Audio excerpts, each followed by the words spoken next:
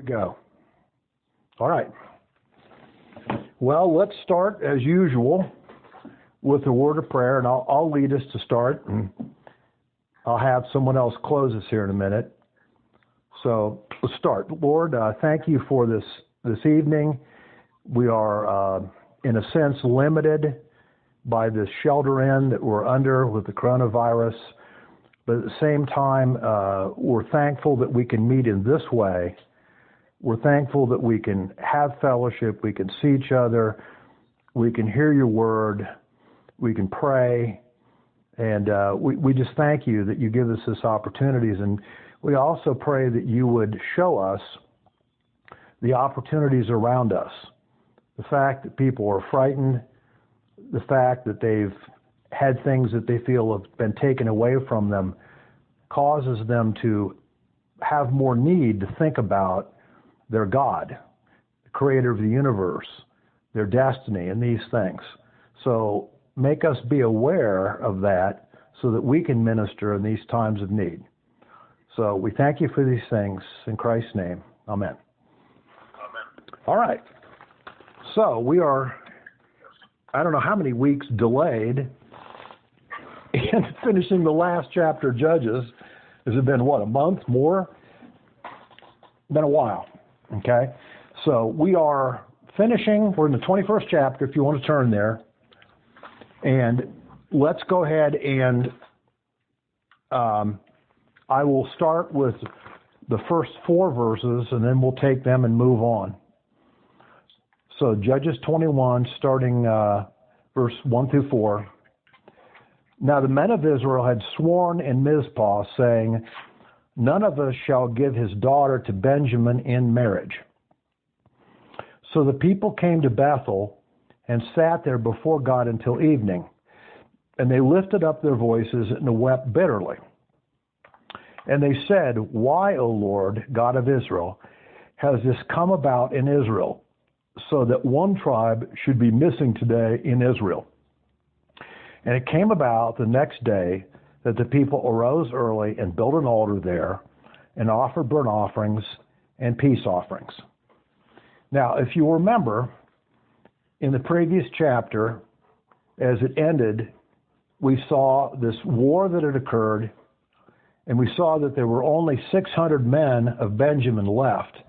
They were held up or holed up, however you want to put it, at this rock of Rimmon. And they were in this kind of rock of Rimmon.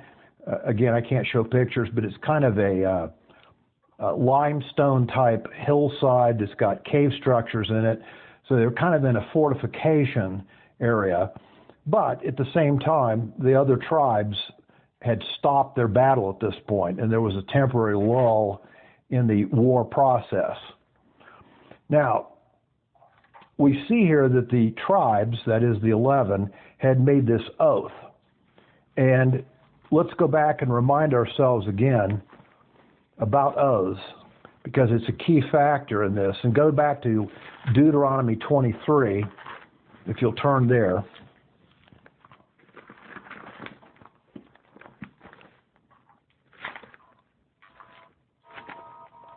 Deuteronomy 23. And we're going to look at verses 21 through 23. It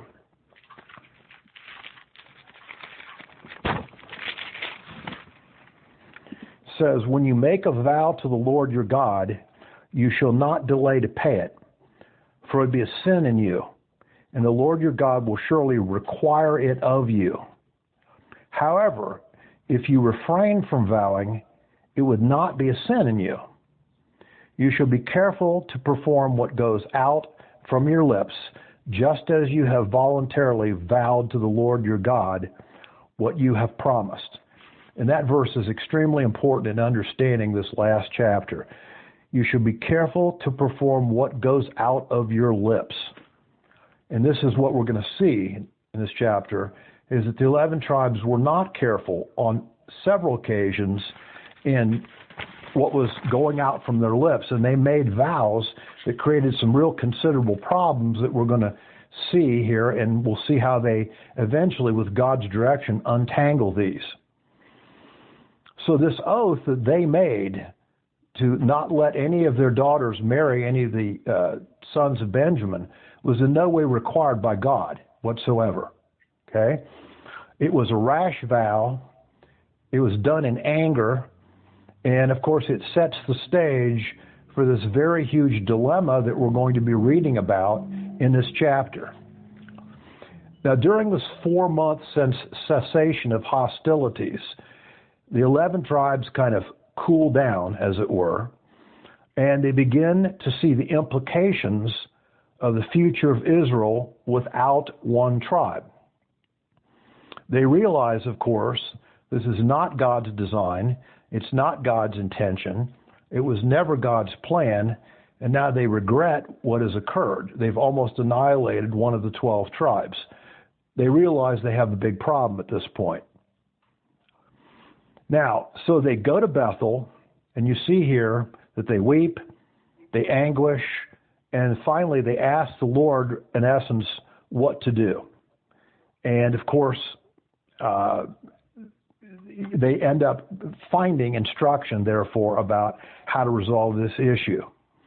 Also remember another fact, that the 600 that were Benjamites could not go and get wives of the Canaanites. All right, Deuteronomy 7:3, we've read it several times. They are not to intermarry with the Canaanites. So they're blocked in that way. And this is the dilemma they find themselves in.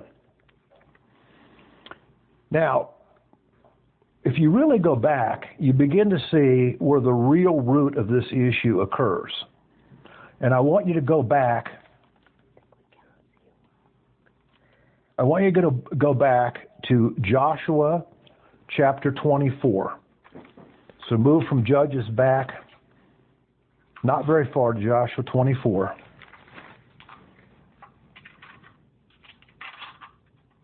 And I want to read verses 15 to 20. Obviously, this is Joshua's farewell.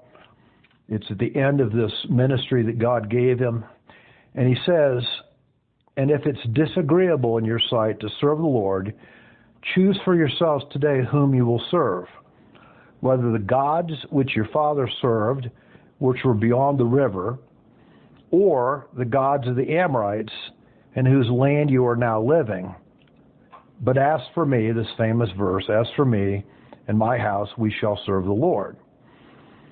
In verse 16, notice what they say back then at that time. "And the people answered to say, Far be it from us that we should forsake the Lord to serve other gods. For the Lord our God is he who brought us and our fathers out of the land of Egypt, from the house of bondage, and who did these great signs in our sight, and preserved us through for all the way in which we went, and among all the peoples through whom midst we passed. And the Lord drove out from us all the peoples, even the Amorites, who lived in the land, and also we will serve the Lord, for he is our God." Verse 19, "And Joshua said to the people, You will not be able to serve the Lord." Isn't it interesting that he says this to them? "For he's a holy God, and he's a jealous God, and he will not forgive your transgressions or your sins." Verse 20, "If you forsake the Lord and serve foreign gods, then he will turn and do you harm and consume you after he has done good to you." Now, this is quite a prediction and quite a description of the entire book of Judges that we've almost now finished. See, it goes back to the book of Joshua. They were led supernaturally into the land. They were led supernaturally in so many battles. They cleared out the middle of the country, then they cleared out the south, and then they cleared out the north, and they had appreciable control over the entire land. But what were they told to do then? Go ahead. Get rid of all the gods, the foreign gods, and destroy the people. Exactly, to destroy the foreign peoples, because, again, we've talked about how absolutely despicable they were living. the kind of sin that they were living in, the kind of idolatry, the kind of perversion they were living in, and many other things we've talked about in the past. So they're given this mandate, but they don't follow the mandate. Okay? They leave it partly undone. And this opens the door for what we have just spent the last month studying in the book of Judges. Of course, this leads ultimately to the condition of this very situation in this chapter. Okay? That is because they don't do all of this, that this incident occurs between the Levite and the concubine, this despicable incident which occurs, and of course it leads to a Jewish civil war. So they end up here building an additional altar, making inappropriate sacrifices, and seeking the Lord what to do. Now, let's read verses 5 through 12 and proceed through this. Back in Judges 21. Then the sons of Israel said, "Who is there among all the tribes of Israel who did not come up in the assembly of the Lord? For they had taken a great oath concerning him who did not come up to the Lord at Mizpah, saying, He shall surely be put to death." Notice they're doing another thing again. They're going to make another oath that's going to get them in more trouble by doing it. And then verse 6, "And the sons of Israel were sorry for their brothers Benjamin, and said, One tribe is cut off from Israel today. What shall we do for wives for those who are left, since we have sworn by the Lord not to give them any of our daughters in marriage? And they said, What one of the tribes of Israel is it that did not come up to the Lord here at Mizpah? And behold, no one had come up to the camp from Jabesh Gilead to the assembly." This is a town and a region on the east side of the Jordan. And they did not send warriors to Mizpah to do this. They failed to respond to the call.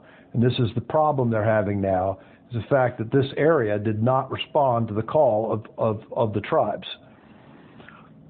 So, verse 11, "And when the people were numbered," that is, they go through and count, all right, who's here from what tribe, is every tribe represented, okay? "Behold, not one of the inhabitants of Jabesh Gilead was there. And the congregation sent 12,000 of the valiant warriors there, and commanded them, saying, Go and strike the inhabitants of Jabesh Gilead, and by the edge of the sword, with the women and the little ones. And this is the thing that you shall do.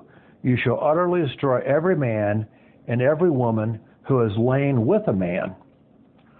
And they found among the inhabitants of Jabesh Gilead 400 young virgins who had not known a man by lying with him, and they brought them back to the camp at Shiloh, which is in the land of Canaan." All right, so let's go through these verses. So Israel now makes a second oath. If the first one didn't create enough problems for them, the second one is creating more problems for them. And again, in their anger and zeal, they decide to execute any town or area or part of Israel that did not send troops to Mizpah. Right? Okay, now, as a matter of fact, if you want to turn back for a second, hold your place in Judges 21 and turn back to Judges chapter 5. I want to show you that there was another gathering that occurred earlier, and I want to note to you something about it. And that is, it's Judges 5, starting at verse 12. This is called the Song of Deborah. Are you there? Okay. So let's start in 12. "Awake, awake, Deborah. Awake, awake, sing a song. Arise, Barak, and take away your captives, O son of Abinoam." Then survivors came down to the nobles. "The people of the Lord came down to me as warriors." So now he starts to note, from Ephraim, those whose root is in Amalek came down. So here's one that responds to the call, right? Following you, Benjamin, with your peoples from Machir, commanders came down. So there's a second response of a tribe. Third, and from Zebulun, those who wield the staff of office. And the princes of Issachar, there's another tribe that responds to this call, were with Deborah. As was Issachar, here's another one, Issachar now responds with Barak. Into the valley they rushed at their heels among the divisions of Reuben. Now we know Reuben also contributed warriors to this effort. They were great resolves of heart. Why did you sit among the sheepfolds to hear the piping for the flocks among the divisions of Reuben? There was a great searching of heart. Gilead remained across the Jordan. So some of the tribes across on the east side don't come. And why did Dan stay in his ships? Dan didn't respond to this call for war. And Asher sat at the seashore. Asher doesn't come to this battle. And he remained by its landings. And of course, then it says that Zebulun was a people who despised their lives. So Zebulun did show up, and of course, Naphtali. So there were multiple tribes here that don't come to this war that is called for by Deborah and Barak. But notice, there's nothing said here about killing anyone that didn't show up. So we don't have a precedent in the past that says if you don't show up, then there's a death penalty on you for not showing up. Do you see my point? So it's a rash oath that they made here again, and it gets them into even deeper trouble. So again, back to Judges 21. So even though there was a strong urgency for all the tribes to respond to this national emergency, okay, the one that we mentioned in Judges 5, as I said, there were many that didn't show up and didn't cooperate. But there is no evidence in the Torah for a requirement to punish those who don't show up. As a matter of fact, the Hebrew word for oath is shabuah. And shabuah means a formal vow calling upon the Lord to witness terms made between parties. So they, of course, make this head count, figuring out who's there, who showed up at Mizpah. And, of course, Jabesh Gilead didn't send their troops. And now, of course, they must end up killing more Jews, causing more grief and more destruction, more deaths, etc., because they make a second dumb oath in this situation. So they send 12,000 men to Jabesh Gilead. It's a strike force where they wipe out the town, but of course they're given instructions that any of the virgins are to be saved, not killed, and to be brought back to Shiloh. And of course, this is exactly what happens. They bring them back. So now they have 400 virgins here that, of course, they're going to have a plan for. Now, let's move on. What was this for?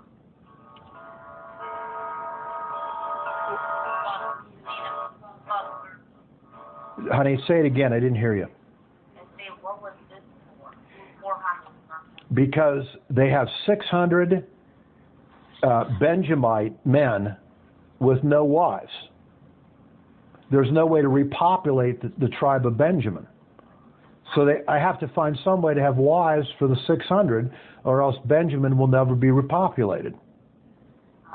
So they saved 400 virgins from Jabesh Gilead. Now they have essentially 2/3 of what they need. Okay? Now, those virgins, were they Gentiles?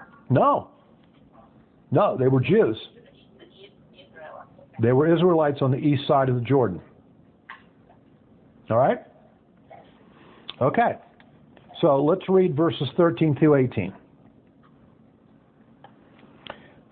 Then the whole congregation sent word and spoke to the sons of Benjamin who were at the rock of Rimmon and proclaimed peace to them. And Benjamin returned at that time, and they gave them the women whom they'd kept alive from the women of Jabesh Gilead. Yet there were not enough. 400 of the men have now a bride. 200 of the Benjamite men do not have a bride. And Benjamin returned at that time. I'm sorry, I read that. So verse 15. And the people were sorry for Benjamin because the Lord had made a breach in the tribes of Israel. Then the elders of the congregation said, what shall we do for wives for these who are left, since the women are destroyed out of Benjamin? Verse 17. And they said, there must be an inheritance for the survivors of Benjamin, that a tribe may not be blotted out from Israel. Verse 18, but we cannot give them wives of our daughters, for the sons of Israel had sworn, saying, cursed is he who gives a wife to Benjamin. Again, this dilemma that they're in. So the delegation is sent over to the rock of Rimmon to these 600 Benjamite warriors. They make a peace or negotiate a peace with them. Literally, the word is a shalom. Okay? So now there is a settlement of the civil war. It's done. The civil war is concluded. It's over with. Now the question is how to pick up the pieces. So, of course, they invite these 600 Benjamites to come to Shiloh, and they offer them these 400 virgins that they captured from Jabesh Gilead.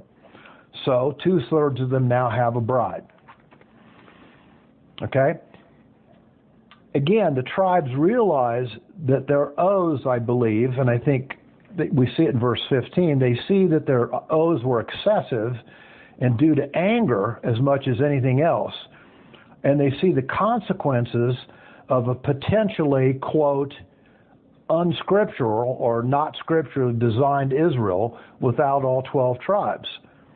They realize that one missing from the 12 would not be right, would not be in God's will, and they feel regret about it.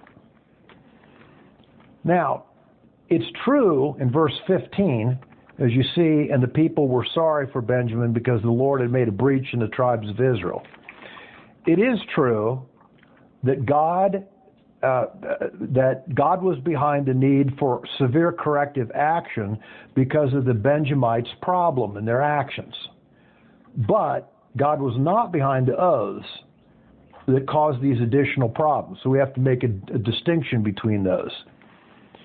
The word here for breach in Hebrew is paretz, and it means a break in a wall or a hole or a gap. And of course, in this case, referring to the Israelite tribal structure. Now, it also, of course, is used usually in reference to God's anger. As a matter of fact, if you want to see an example of it, there's another example of its usage. If you want to turn here over to the book of Hosea, so go all the way past Daniel to Hosea, and go to chapter 4 of Hosea, and you'll see the use of this word.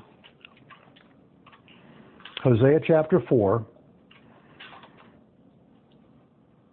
Hosea, of course, is talking about an impending judgment that's going to come because of the tremendous unfaithfulness, injustice, lack of integrity, cheating, and every imaginable thing that the Jews were doing, against each other. And so they kept being warned, God's going to judge you if you don't stop this behavior. And of course, here's another statement by Hosea the prophet about it. Starting in verse 2, he says, there is swearing and deception and murder and stealing and adultery. He's speaking about Israel, the Jews. They employ violence so that bloodshed follows bloodshed. Can you imagine living in a society like that? It obviously gotten very bad. There was a tremendous amount of violence, societal unrest that was going on because of their behavior. And then in verse 3, therefore the land mourns, and everyone who lives in it languishes. In other words, no one's profiting. No one is being blessed. They're languishing in the societal morass that they're living in. Along with the beasts of the field and the birds of the sky, and also the fish of the sea disappear. Even their environment is going downhill because of all this. See how this, think about the things that are going on in our country, and again, I'll get to that in a minute more, and then in verse 4, and let no one find fault, and let no one offer reproof, for your people are like those who contend with the priest. In other words, he's saying, no one's willing to judge wrong, no one's willing to assess the problems, no one's willing to propose corrective action, they don't want to find fault. Again, it's much like we see, sadly, in our country. Wrong goes on, there isn't a repentance about the wrong, there is an agreement that it is wrong, it just follows additional wrongs to cover up the first wrong. And the cycle keeps going and getting worse and worse and worse. And this is what was going on in Israel also at this time. And of course, therefore, God created a breach, a peretz, the invasion that came in, and of course, split the land, as it were. Now, I will suggest there's also, in this concept of breach, a positive application for it. One maybe that we don't think of in terms of the idea of breach or hole, but there is. And if you would, turn from the Old Testament into the New Testament to the book of Matthew and go to chapter 7.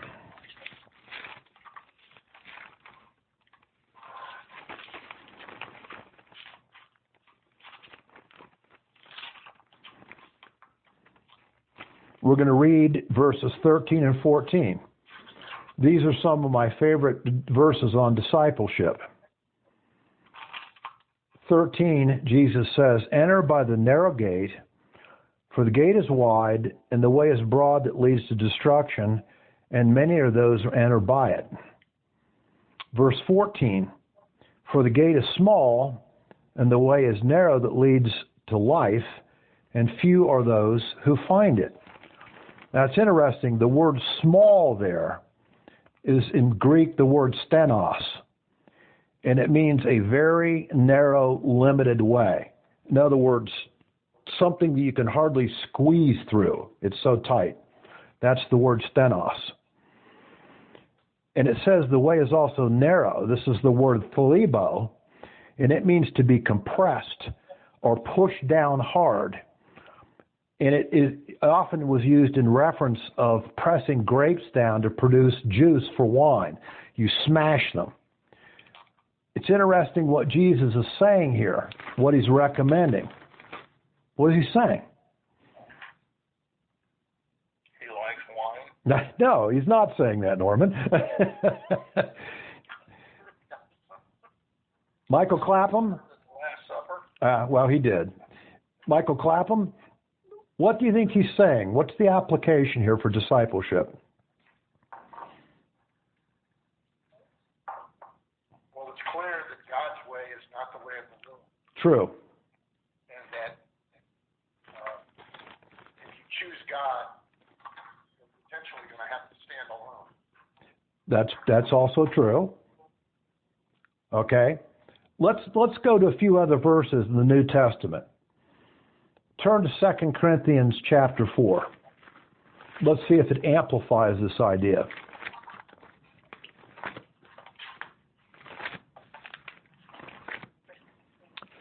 I'm sorry, 2 Corinthians. Did I say first? 2 Corinthians chapter 4.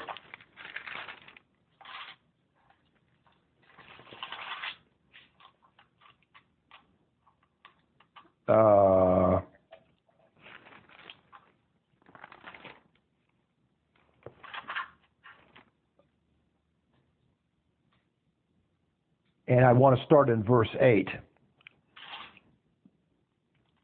We are afflicted in every way, but not crushed, perplexed, but not despairing, persecuted, but not forsaken, struck down, but not destroyed. And here's the key: always caring about in the body the dying of Jesus, that, or so that, the life of Jesus may also be manifested in our body. For we who live are constantly being delivered over to death for Jesus' sake, so that the life of Jesus may also be manifested in our mortal bodies. See, this is the death to life principle. The problem we have is most of what comes natural to us is not spiritual. It's normal to us, it's instinctive to us, but it's often rarely the spiritual way. So this is why he says, enter by the narrow gate, go through that tiny little, squeeze through that tiny little crack in the wall of which you can hardly push yourself to get through, because that's the right way. Okay? The way to life, according to Jesus, is death. It's hard to kind of proclaim that in a way that makes people feel joyous, isn't it? Yeah, We're going to be squeezed in this life. Exactly. That's the whole point, is that life will squeeze you. And not only will life squeeze you, but in Matthew 7, he's talking about you need to be willing to squeeze yourself. That's what he's saying. That the demands of the kingdom of God and of the righteousness of Christ are narrow. They are constrictive in many ways. They are difficult to attain. And one must, through the death to life principle, squeeze through so that on the other side you attain that life and that joy and that character of Christ that you really seek for. So it's a very interesting principle. And It's exactly the opposite of what the world teaches. exactly. And, Jesus would share things that would go completely counter to what people believe or how the world functions. If you want to be first in the kingdom of God, you go to the back of the line. Exactly. There are so many principles of discipleship like that. If you want, like Mike said, if you want to be first, you must become least. If you want to live, you must die. Think of these statements of Jesus through the Gospels that seem so, to us and to the world, contradictory, and yet they are the way to spiritual life. So there is a breach, okay, that we must go through in our spiritual growth. We must seek that breach. We must apply to that breach. We must squeeze through those breaches so that we can end up being in the place that really, and I think in our heart, we want to be as Christians. Now let's go back to Judges 21. And we were going through down to approximately verse 18. And let's pick up here that the elders of the tribes, of course, ponder after the second oath that they made. So what do we do for these 200 Benjamites that are left? They realize that there aren't a sufficient number of wives for them.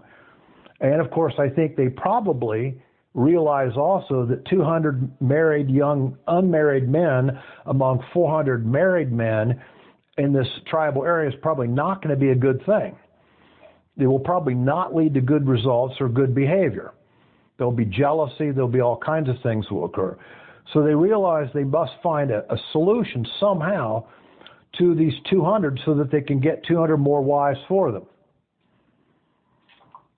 So let's read verses 19 through 25.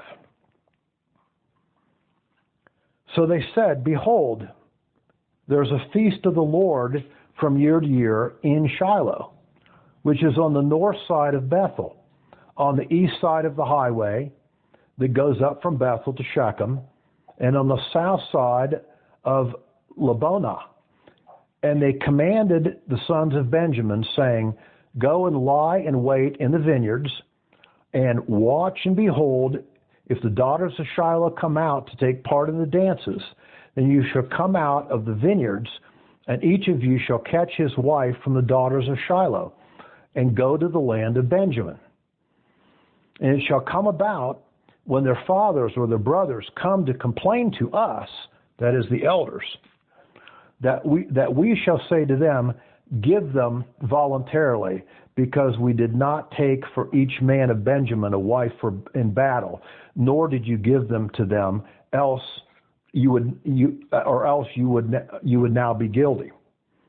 Verse 23, and the sons of Benjamin did so, and took wives for their number from those that danced, whom they carried away, and they went and returned to their inheritance and rebuilt the cities and lived in them. And the sons of Israel departed from there at that time, every man to his tribe and his family, and each one of them went out from there to his own inheritance. So Mizpah and all the people there that were gathered for war disbanded. And then, of course, this famous last verse, which, of course, is a reiteration of the very first verse in Judges. And in those days, there was no king in Israel, and every one did what was right in their own eyes. So, I'll put it this way to you. The elders of Israel, facing this dilemma, consulted with their best attorneys. Okay? Okay? And of course, No. They had consulted with their best attorneys. They found the best of the best in their legal profession so that they could find the right loophole. Because that's what they find, a loophole. In other words, they can't, because of the oath, no one can give their daughters to the Benjamites, but they say the loophole is that if someone takes them, that's not giving them. So there you go. As a matter of fact, I suggested that maybe the way we should call this is how you twist the tort. Is that fair to the legal profession among us? It's fair. So that's what they do for the solution. So they end up realizing that, of course, if they don't find a way to get these additional 200 wives, there's not going to be enough children to repopulate the tribe, and of course, problems will occur. So they find this way. Now, they, as I said, they kind of wink the eye at the situation, and they endorse what you could call benevolent kidnapping, because it's really what it is. Okay. They kind of close their eye for a period of time to the act of kidnapping, even though it was clearly taught in the law that you don't kidnap, and they endorse a form of kidnapping for a particular reason that they allow to occur for a very short period of time. It's kind of an interesting viewpoint there.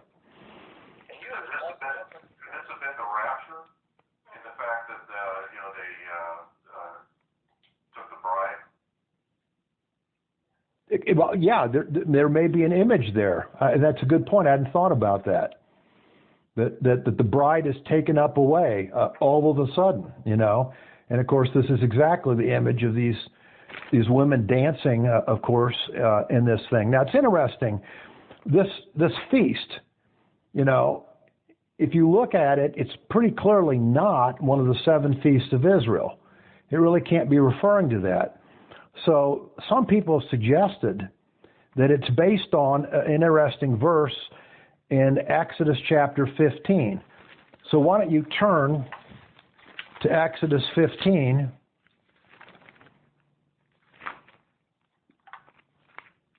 And we'll read the verse here. It's Exodus 15, starting at verse 20.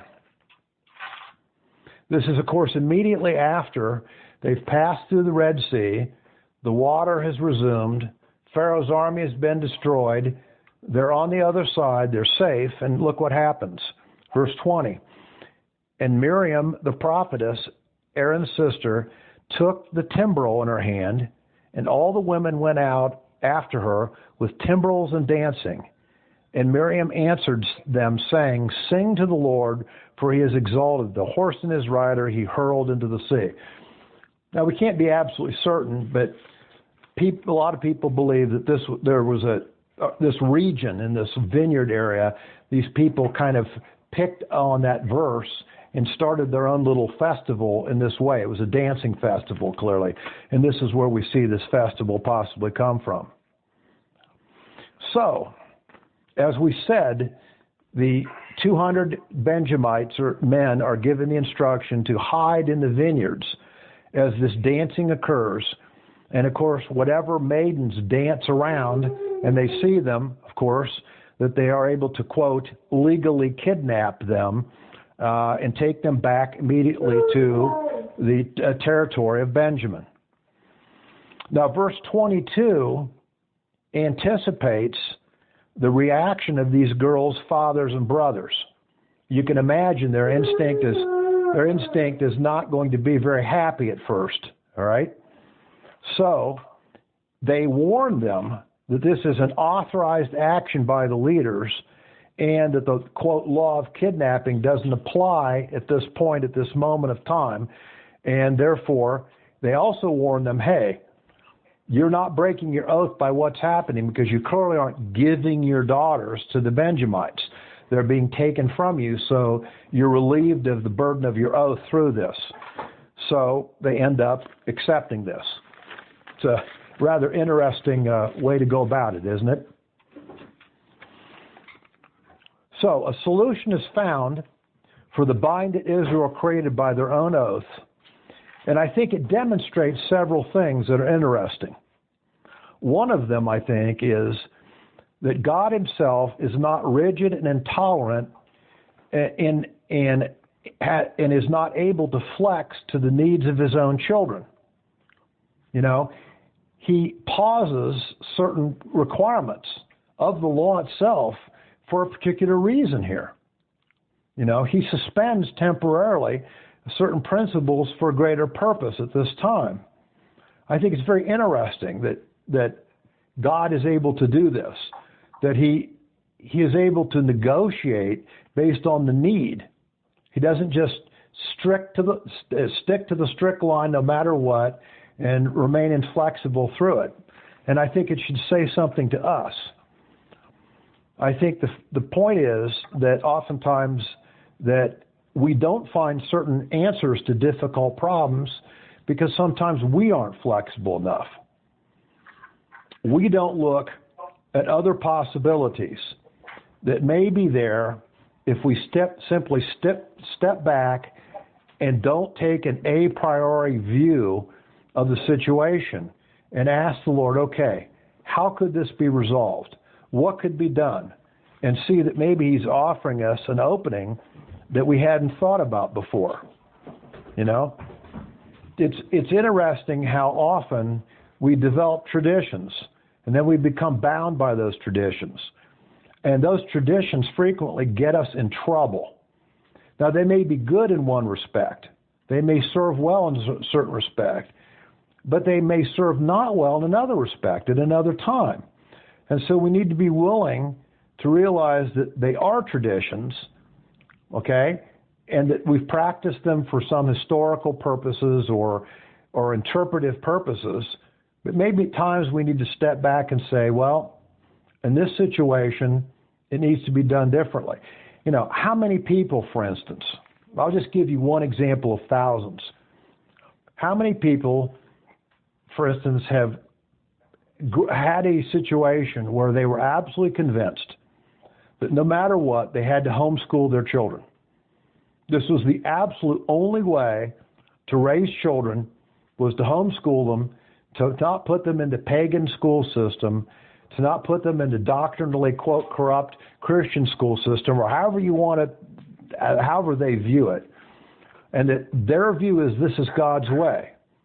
Now, I can't tell you the probably hundreds of times that I've run into this. And let me tell you what I frequently see.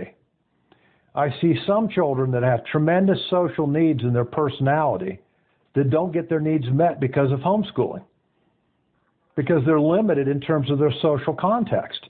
and they suffer because of it. I can show you other situations where people have children that have very limited social natural abilities, and homeschooling therefore doesn't encourage them to develop those social abilities in a broader context, and so they're also limited in their own way. And I've seen this time and time and time again. All right? It's not that public school is always wrong. It's not that homeschooling is always right. It's not that Christian school is always right. The point is, with your child and their needs, what do you perceive that needs to occur? What's the best for them? See? Do you understand what I'm saying? And if people would take that view and look at all options and then make decisions. You know, I know personally that with my two children, they started out in public school because I felt that our public school at that time was safe. It had pretty good academic standards. You know, Norm and Kathy could speak to that probably because their kids went through the same system. I was pleased with it, basically. I put them through, all the way through, well, with Nicole through seventh grade. When it got to my youngest daughter, okay, who had some fairly considerable social problems, I was thinking about, do I put her in middle school in a public school system? It would have been big. It would have been very socially complex. She didn't have the skills, in my opinion, so I put her in private Christian school. Okay? She did well there. It served her academic needs. It was limited enough that she could make some friends. It was a better environment. My oldest daughter then, in 8th grade, by the end of 7th grade, was harassing me because of her other Christian friends that she wanted to go to Worthington Christian, private Christian school. So I agreed to put her back in. So she went 8th, 9th, and 10th. By 11th grade, because I don't know if any of you have met my daughter Nicole, but she's the consummate outside-the-box thinker, you know. I mean, she does not do well with conventional rules, okay? By the end of 10th grade, I looked at her and I said to her quite literally, this is killing you. You know, they're measuring the knee, the hemline on your skirt every single day, and somehow this is the big issue for them. This is killing you. So I took her out of the Christian school and put her back in public school, and then she finished off there. Now, was one right and the other wrong? No. It was a question of what need when. And again, I just use this as an example, but I think we really need to think carefully in our own lives about these issues. Because if we don't, we can get in impossible situations. You know, I'll give you another one that happens frequently, and it's tragic. You find a Christian group that's extremely, extremely, extremely conservative, almost to the point of cultishly so. At a point in time, some people in the group find that they can't tolerate the narrowness of the group any longer, and so they leave the group. So the group responds to that by, quote, excommunicating them. Now, I've seen many times situations where adult children left the group, and therefore from then on, their parents didn't speak to them again. I can tell you many examples that I know of this happening. What a tragedy. What a tragedy. Would you agree? Right. Yeah. So this is something that we need to learn. It's more than just a tragedy, because the problem is the people can't see themselves, and they try and make judgments for their children, yet they don't understand who they are. I agree. That's part of it. And the other part of it, Norm, is that they don't really observe their own children. They just think what they should do because it fits the role or the recipe, if you want to put it that way. But they don't really observe their own children carefully, and so they end up doing harm because of it. So, Okay, now, I think we need to start to come to a conclusion about the book of Judges, because we're also going to have virtual communion tonight. This will be a first for most of you. It'll be a first for me. So, let me cite what I think are some conclusions that we can take away from this book as we studied it for all these months. First of all, human nature is universally fallen and imperfect. And thus, we see repeated cycles of behavior through history, culture to culture, on a worldwide basis. This is also why I think, as we said before, history, quote, seems to repeat itself. It's because human nature actually repeats its own tragic actions. And over time, events reoccur that may have occurred in the past because the nature of people and the decisions they make it reoccur. And I think we see this as we look at history very clearly. All you got to do is use the name Kennedy. Yeah, there's a lot that could be used, obviously, in that. Now,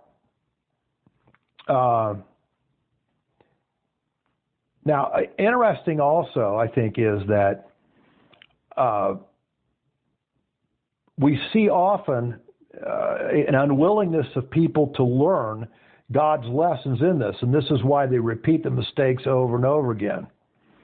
Now, one question that came to my mind as I was thinking about this is, did you ever ask yourself the question, in the Bible making a statement that people are universally imperfect and fallen, which is a very clear statement in Genesis chapter 3. Did you ever ask yourself the question, why people, or from a secular standpoint, I mean, why people should have been, why they could have been imperfect rather than been perfect? What is the secular explanation for that? I didn't understand the question.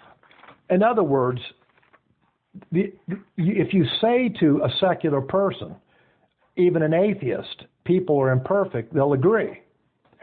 But if you ask them, what's the explanation for why perfect people are imperfect rather than their nature being perfect? Yeah.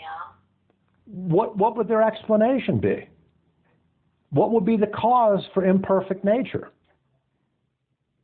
Well, it can be anything because they don't know or they don't accept the truth. Well, of course, then you have to say that there's a standard of truth, which, of course, is something that from an atheistic standpoint wouldn't be anyway. What I'm trying to say is that really the Bible gives the only adequate explanation. It explains why people are imperfect. It makes it clear. Does it go back to Adam and Eve? That's it. That's chapter 2 and chapter 3. It gives us the exact time in history where imperfection entered the world, and imperfection therefore entered humanity. It literally also gives us, if you want to be a physicist, the time probably in which entropy began. Well, that was what I was saying. You were talking about entropy all the time, right, dear? Okay. Well, the reason is because of sin. But you were asking what would atheists say? What's the reason for imperfection? Yes. So what's You know, a lot of times when I talk to people who are secular in their worldview, they can speak about evil when it's some monstrous evil. Yes. right? But they can never speak about evil regarding themselves. Right. And so they're always comparing themselves to someone or something that is so horrific it makes them look Good. acceptable. Yeah.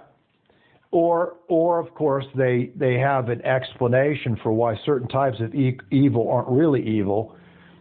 They're really a good in its own way, and they just make exception for evil, you know. And of course, we have many examples of that in history. Situation is one time, in a certain starving, it's okay to steal food. Right. Now, situation ethics, they use it all the time.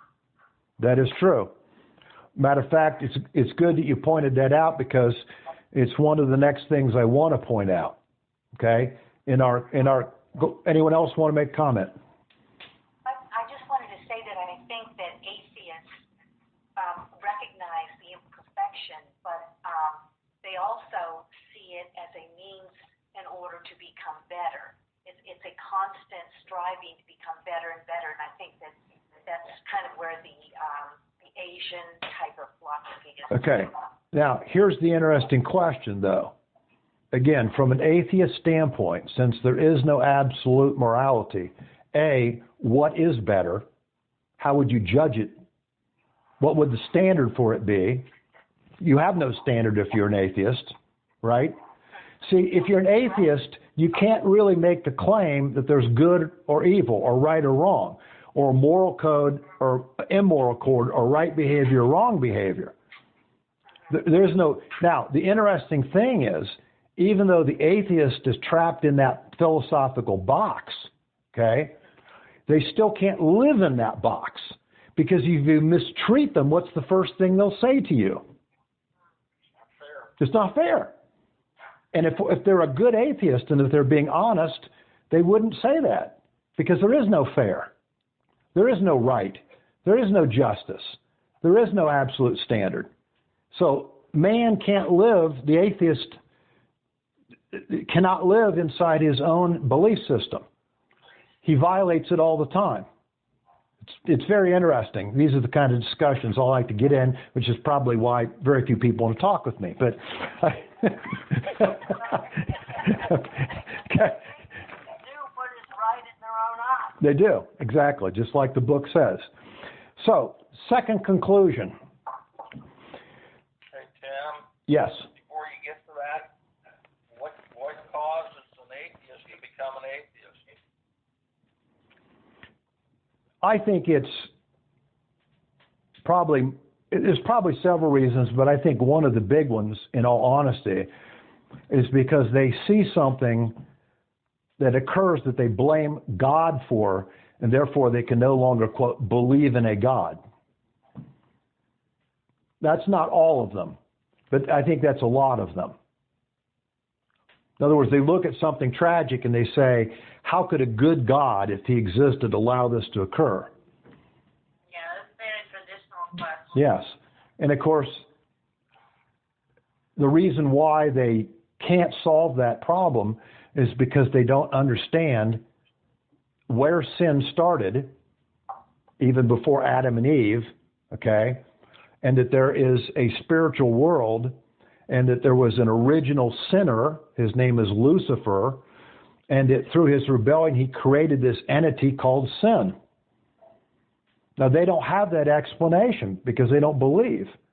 If they had it, they would understand that there's not just one source of good or evil. Actually, there's one source of good and there's another source of evil. But they don't have that understanding, so they blame God for it. Right? They blame God because you don't believe in God. Well, that's another irony, isn't it? Yeah. That is. Okay, so second set of conclusions. The book illustrates the following things through its text. 1, the nature of spiritual bondage. Number 2, the process of generational spiritual decay. We see that over and over. They're free for 30 or 40 years. They fall back into their idolatry until the next invasion by the next group, right? Because the constant generational spiritual decay. Thirdly, the problem of having no authority at all. Quote, there was no king in Israel, okay? And everyone, quote, did what was right in their own eyes. Now, I will make this statement at the same time that that's true, and there is a necessity to authority. That there's an equally bad side of that, which is too much authority. And it does as many equal wrongs as no authority does. Okay? Look at what's happening now in our world due to the processes of globalism. What are we seeing right now? The fast spread of disease, the inability for certain segments of parts of the world to manufacture certain elements they need, a supply chain problem. We go on and on. It goes back to the fact that if all countries were more independent and had more of these entities of manufacturing built in them, then we wouldn't be in some of these problems. Again, open borders leads to more potential for disease. The left doesn't want to hear that, but it's a fact. Okay? So we see this problem too. You know Trump closed the southern border, period, don't you? Yes, I heard. Yeah. Due to disease. Yes. And I think for other things too. They're sitting there with nothing to do. Yeah. That's all right. Also, That was all right. yeah. At least it's protected. That's for sure. The fourth thing that I think that this book illustrates in this area, and this is what Ann was saying, is the problem of moral relativism. Moral relativism, I will guarantee you, if you look at history, eventually destroys any culture that adopts it. Explain that. If you don't have a set of moral rights and wrongs, if you don't have a set of things that people respect because they're proper, if you don't insist that people abide basically to those things, and that there are standards of right and wrong, then when everyone is allowed to set their own standard of right and wrong, eventually there's chaos, eventually there's such a level of immorality that occurs that it just disintegrates the culture. Go back to an example. In the 1950s, 1940s, okay, what was the rate of divorce in this country? Not like it is now. What, maybe 10% or so, maybe a little bit less? Okay. Then we decided that it was harmful to people. It was an immoral act to make people go through the long, arduous process of proving their case for divorce in a suit. Right? And so what do we come up with, guys? You tell me. All kind of generic grounds. Yeah, well, you come up with Incompatibility. no-fault divorce. So now we instituted no-fault divorce in all 50 states. Now you have nothing to prove. It's just a question of custody and financial issues. And so what do we have? A diminishing of divorce rates, an increase of divorce rates. What do we do to children as a result of this? Do we make them better? Do we make it worse? Yeah. Yeah, but it's devastating for the children. It is. But again, all of this is in the name of good. We should liberalize these things. You see? A lot of times it's me, myself, and I. It is. And that is the motivation. Causes the problem. Somebody refuses to listen. All right. Can you imagine that? Anybody's world? How about you, Suzanne? Did you ever see that? See what? The people that you have to deal with, one of them only says they see things as me, myself, and I. Oh yeah, that happens quite a bit. Yeah, quite a bit. Absolutely. Yeah, And like Ann was saying, the children are the ones that suffer. they do. Exactly. Okay, so let me draw another set of conclusions about this book. Suffer. Okay? We also see that the God of history uses whoever, whenever, to test, correct his errant children. Okay? I was interested this week. I was going to get the quote, but unfortunately I didn't have time to do it. I don't know if anyone saw it.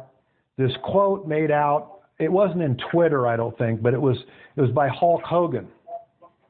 Did anyone see it? Yeah. Did you? I did see it. Someone say what he said. Well, Go ahead, Suzanne. well, I mean, he was saying that that what we served as gods is no longer there, no longer relevant, and it all boils down to our Father, our God. Yeah. And he said, you worship money. Now God's taken away your money. You worship your food and the ease of delivery, and now God has taken away the ease of your food. And he went on this list of things that American culture worshipped, and he says, you've worshipped them as your God, and now God has taken them away from you. I thought it was a remarkable insight from Hulk Hogan about the spiritual nature of the world. You know, really interesting. It's because you only see one side for show business, but not the real side. Yeah, sometimes that's true. Now remember, God's purpose in history is to save, is to mature, and is to bless his people so that they can live in a close personal relationship with him. And he uses discipline to accomplish this. Now, another thing that we learn, I think, in this book is that the God of history uses whatever instrument that is available to him to accomplish his will, whether that individual be weak or strong, male or female, highborn or lowborn, righteous or unrighteous. Think of the characters we ran into in this book. They would have not made the all-star list of most spiritual people in the world. Some of their backgrounds were incredibly questionable. You know, some of them were born of harlots. You know, we saw a picture of a huge variety of humanity. And yet still, in the midst of it, God picked and chose who he would use to accomplish his will. Okay? They didn't have to all be superstars. You could hardly look at Gideon's early life and his call by God and conclude he was a superstar. Could you? You know, he practically was scared to the point of wetting himself. Okay? I mean, it was not a pretty thing. And yet he finally did step out in faith. And of course was given the victory of the battle. So I think we need to learn ourselves that we should not limit God, that God may choose to use people who may not fit our denominational bias. They may have minor doctrinal disagreements with us. You know, their manner of dress or style might be different from us. Their way of speech may not be the same as ours. Their length of hair may not be ideal to our standards. And of course, they may have a, quote, alleged reputation that is not savory. But all of those people were demonstrated in the book of Gideon. And yet God used them all.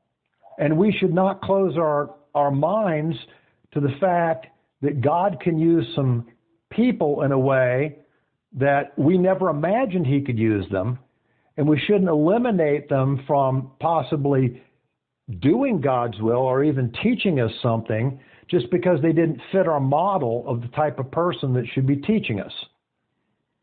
I think God used Pharaoh to discipline Egypt. And, you know, Pharaoh wasn't a godly man by any means, but he used him, and eventually that's yes, true. Now,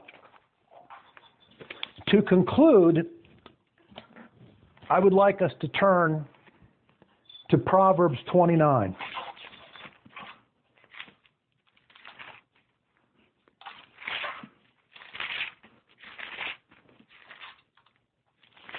Chapter 29 of Proverbs.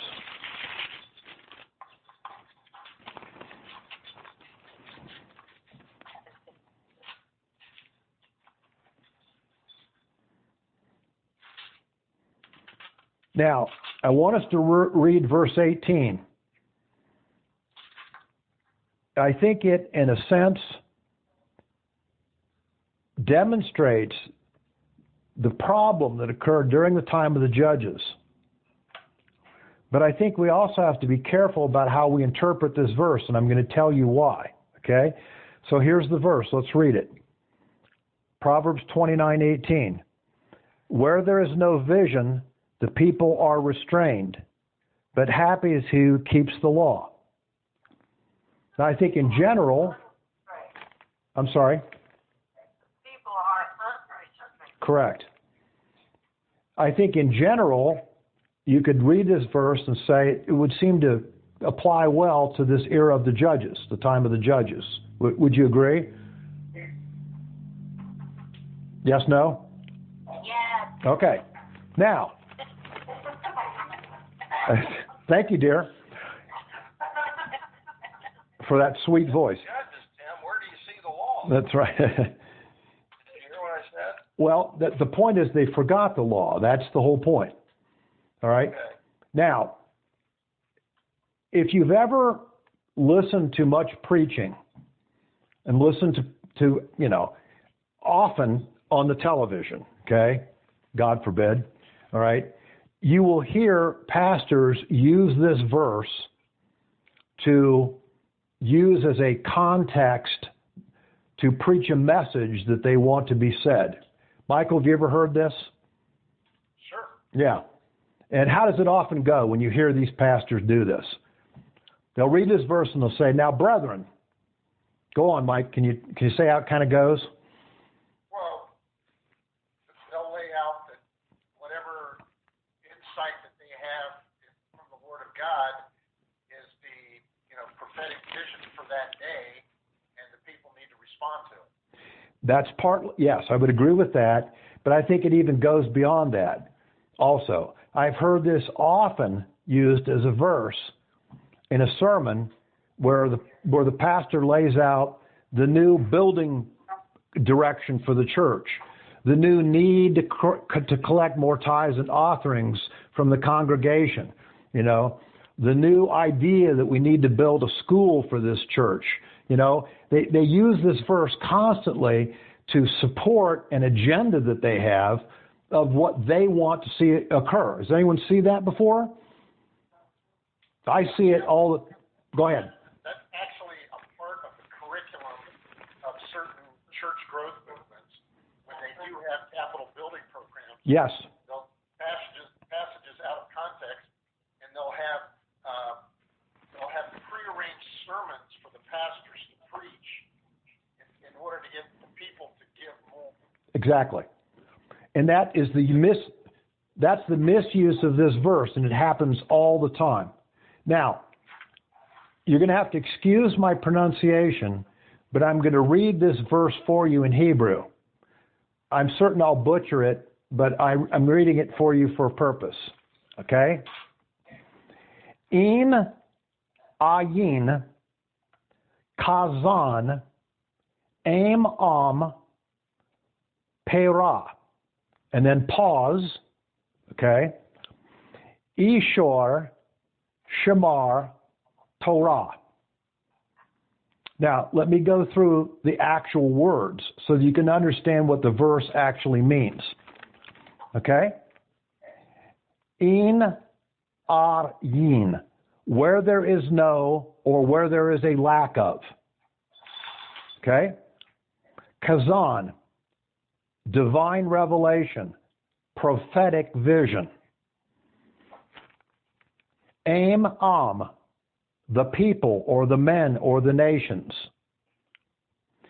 Perah means to be loosened, no restraint, or to be unbridled. And then the pause, the comma, okay? Ashor means to be blessed, happy, or to be content. Shamar means to keep or to guard or to heed or attend to something.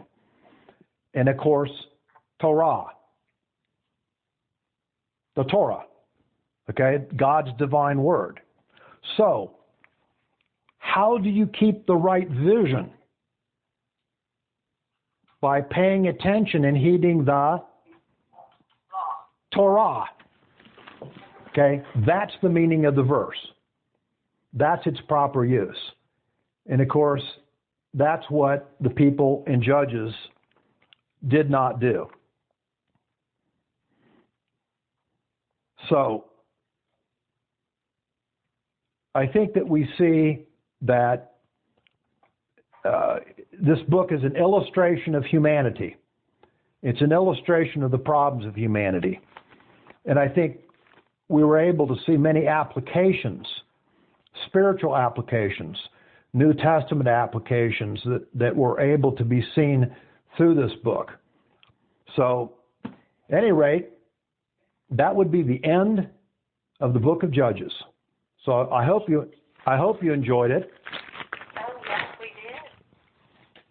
Now, next I think we're going to spend a few weeks on the book of Ruth.